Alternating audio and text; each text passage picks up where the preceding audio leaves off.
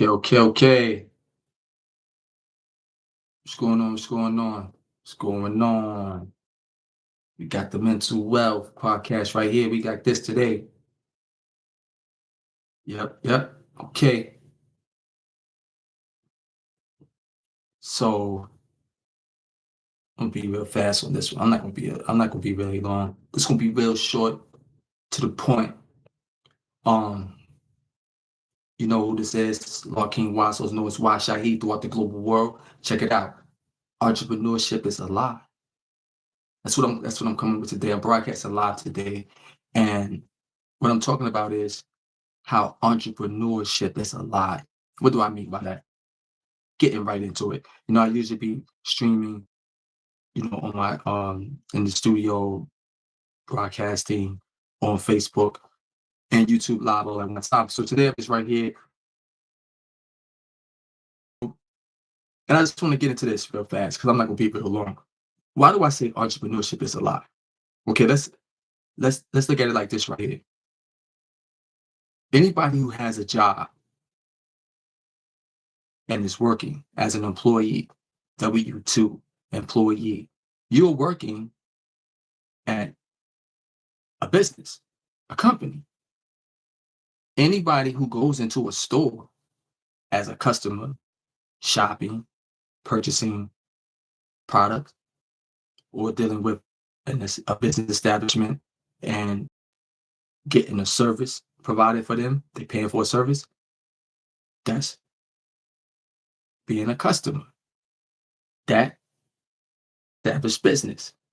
So let's look at this both ways, right? What I'm saying. You have a business that has someone working for it, that's an employee. You have a business that has someone coming in to buy something from the business. Entrepreneurship is a lie. You like, how does that, what are you talking about? How does that make sense? Okay, let me say it again. And the reason why I'm saying this is you have some people who look at entrepreneurship like, some people think they entrepreneurs, but they really just doing things as a hobby. Then you have some people who don't look at being an entrepreneur as something that they would want to do. But I'm going to bring these two concepts into a cohesive framework to make a specific point. The person who you are working for, if you are a W-2 employee, they established a company. They had to go file paperwork with the state that they got it established in.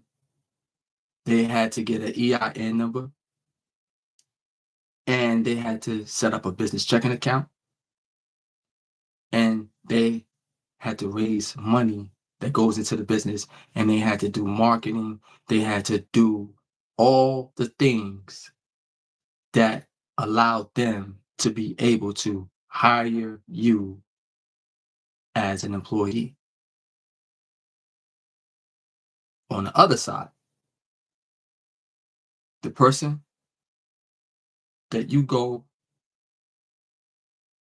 or not the person, or rather the business that you go into, such as a Walmart, such as a Food Lion, such as a Foot Locker, such as, a grocery store, or going to Advanced Auto, going to Volvoline somewhere to get your oil changed.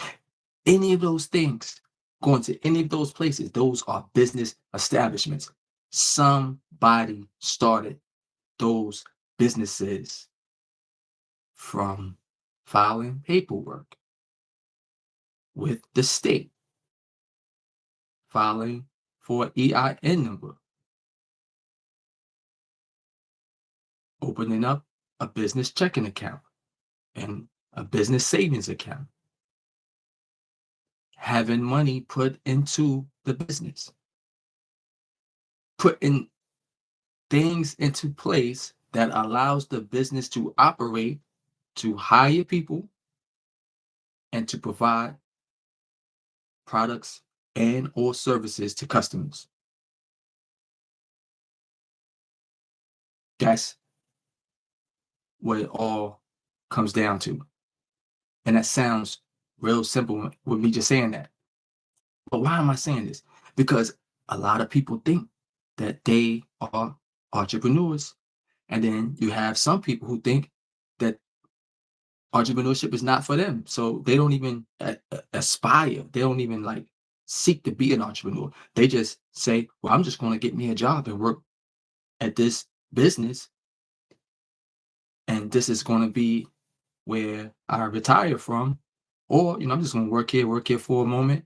And then I'll leave this job and go find me another job and work there for a moment. And, some people have career goals, such as doing something that they may have went to college for or got a trade in, and then seeing that as what will be the way they make a living. But ultimately, when you're making a living, you make a living to one day do what? Retire. That's just how it goes. But the thing is this though, someone filled out paperwork, filled it out with the state, came up with a name to say this is what it is, this is my business name, got the EIN number, opened up the business checking and savings, built a relationship with the bank, put money into the accounts, did everything they needed to do to operate as a business that hires people and that provides products and or services to customers.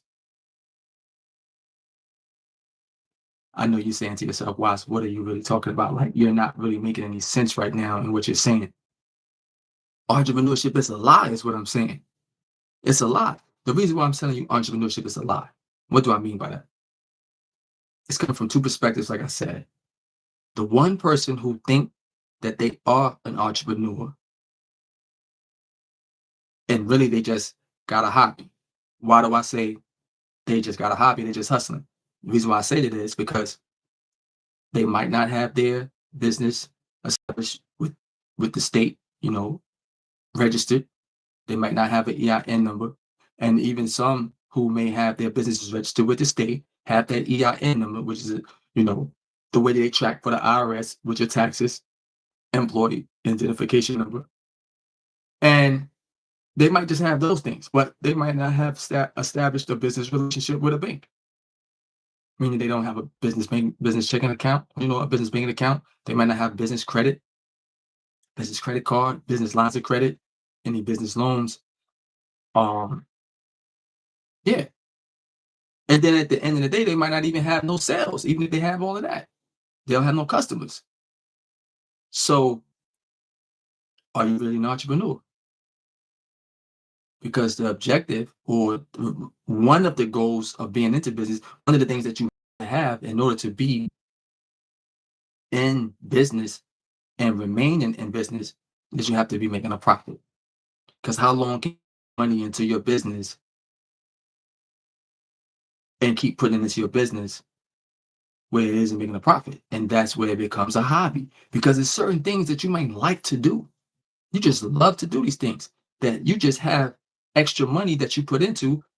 Some people like to go to concerts. Some people like to go to the movies. Some people like to go play golf. Some people have gym memberships. Some people have memberships in all different type of clubs or different type of organizations, and they put money into these things. It's annual memberships or quarterly or monthly membership fees and stuff like that. So they pour money into those type of things that does not bring them a return that's monetary, but the return is more like, you know, the just the pleasure of the experience.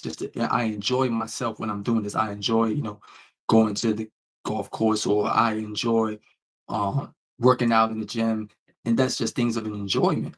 And they might, do live videos when they're doing these things, or post content on social media, and they might even have a name for themselves or some type of brand association with it as their personal brand, but it's not something that they are making money off of. You may have individuals who have clothes, or like they say it's a clothing line, and they have a name for it, and they sold a few shirts or sweatsuits or shoes or whatever to some people, and that's what it was.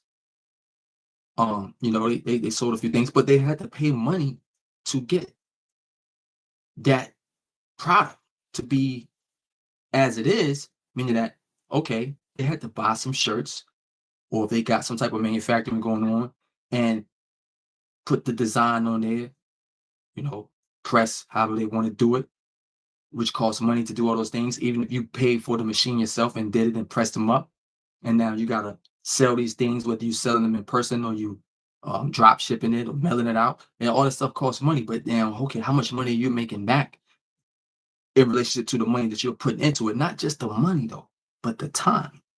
And there's nothing wrong with spending your time on things, because what? This is what you have: leisure time, things for enjoyment, things that's rejuvenating to you mentally, that gives you the ability to keep doing other things in your life, that is really a place where you need to really focus on and generate a living for yourself to keep your bills paid.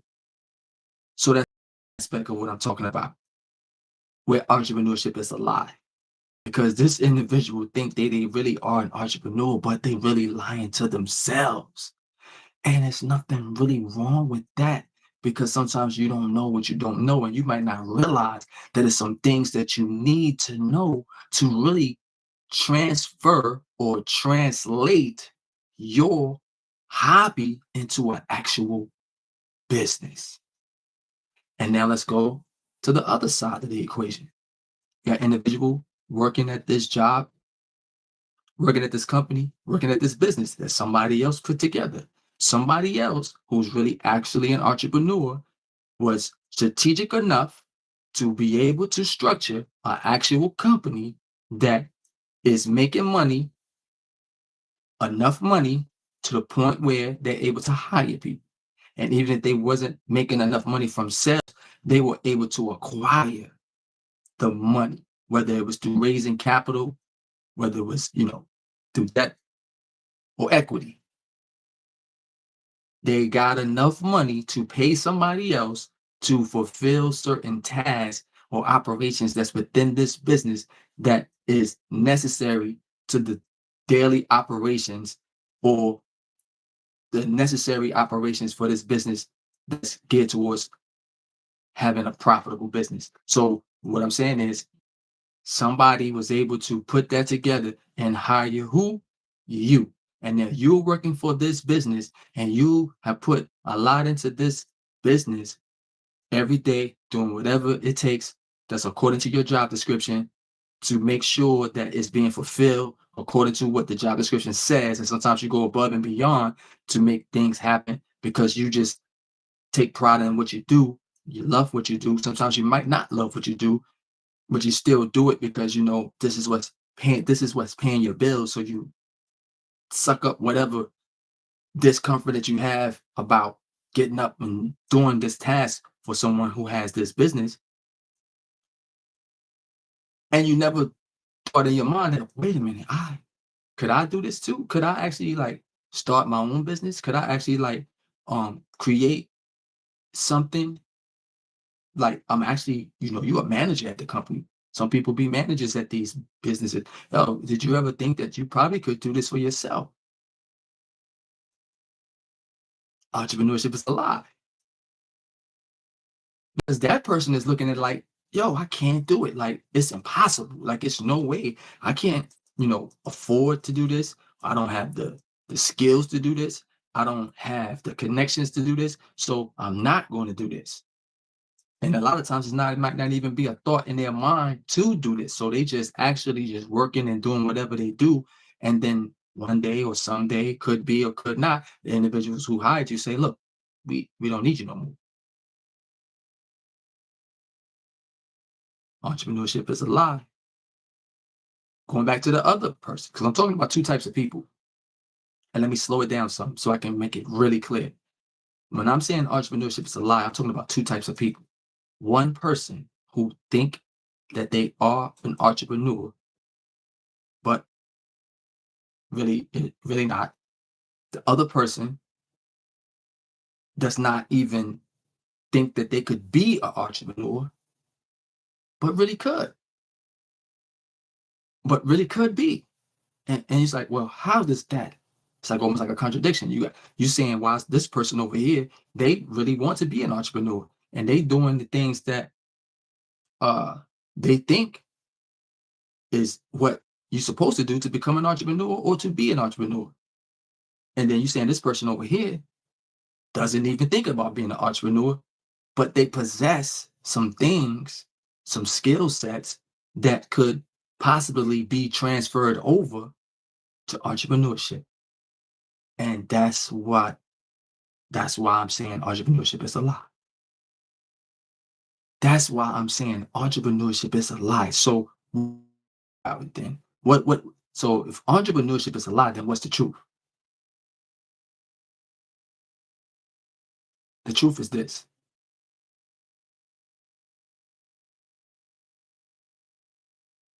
The world has went through many changes from economics, from an economic perspective, from a political perspective, from a social perspective, from all the different aspects of the way we live.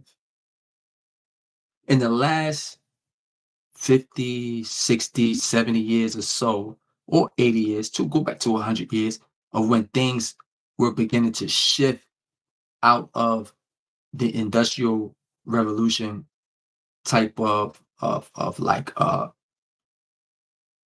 the era of the industrial revolution, meaning that okay, you had the streamline of a lot of things being able to be done faster, more things being able to do, like streamline assembly line, manufacturing, moving out of the agricultural type of thing of farming and stuff like that, went into like industries, warehouses, mechanical machineries, fulfilling tasks for multiple, mass production, for lack of a better word to explain, just mass production taking place. And then with that taking place, different legislation, meaning that different laws getting passed to regulate these operations.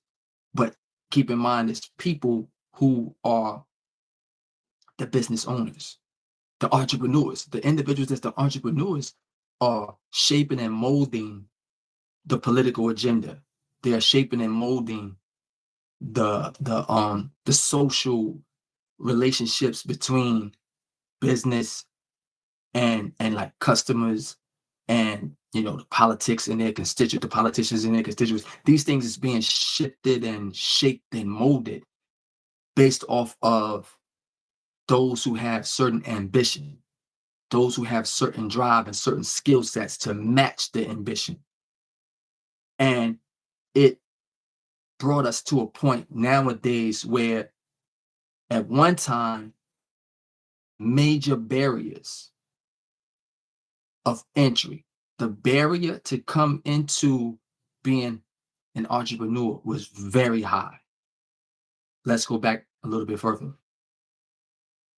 This country, the United States of America, it came into existence with chattel slavery being the political and economical and social standard.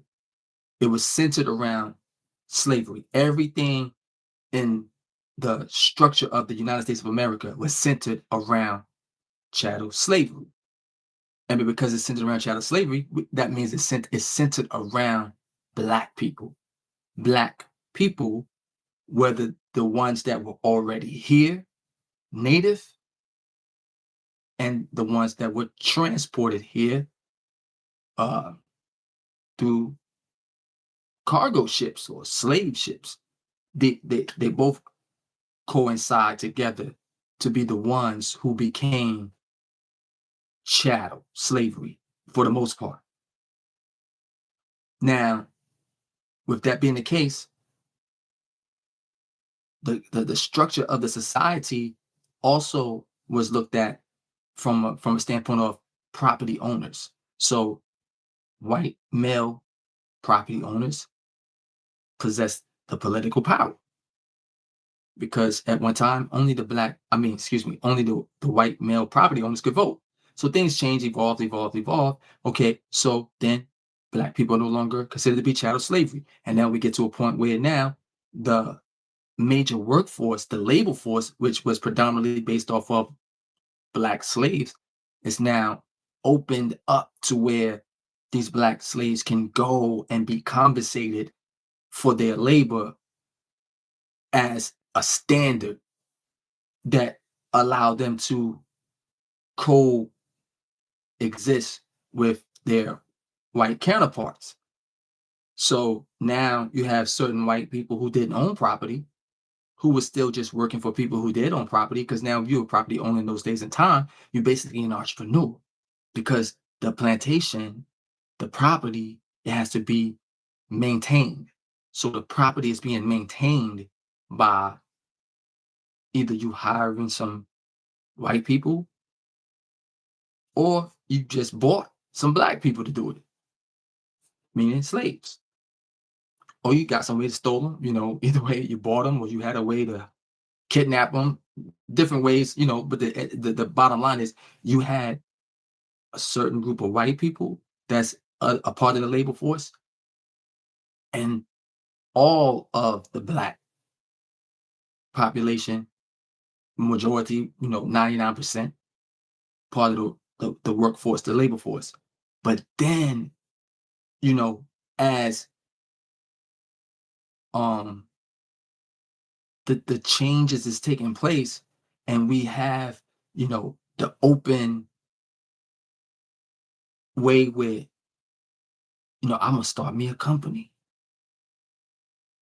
I'm gonna start me a business. I'm gonna start my own business.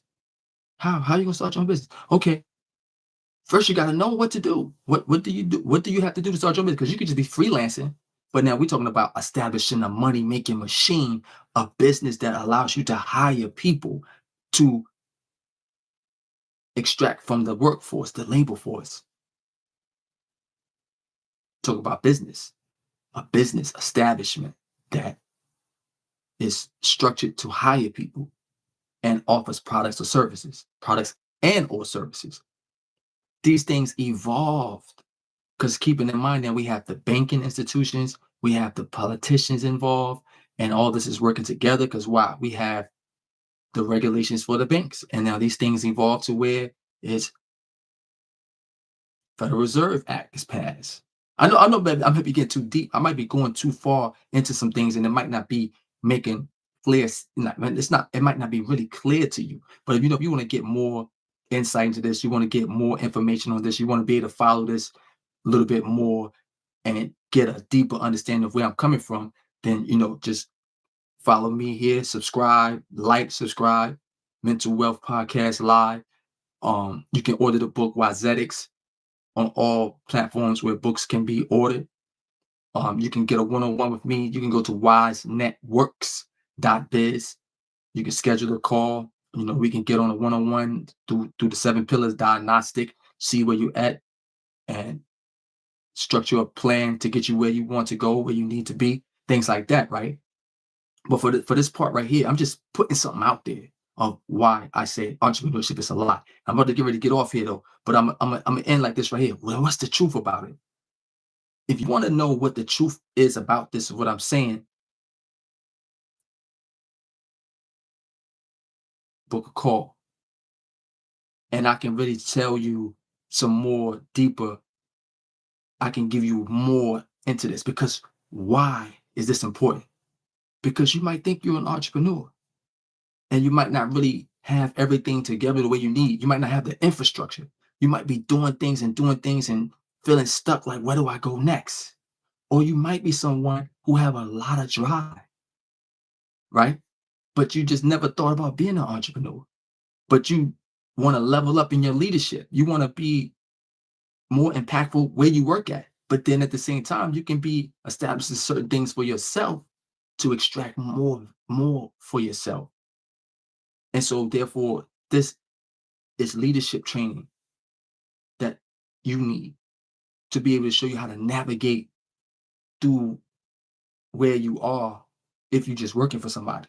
Because there's other aspects of what you might be experiencing that could lead you to what the end result would be is legacy leadership. Because whether you're working for somebody or you're an entrepreneur, at the end of the day, it's one day you're going to retire. If you live to see that day, you're going to one day retire. What will you leave behind to the next generation?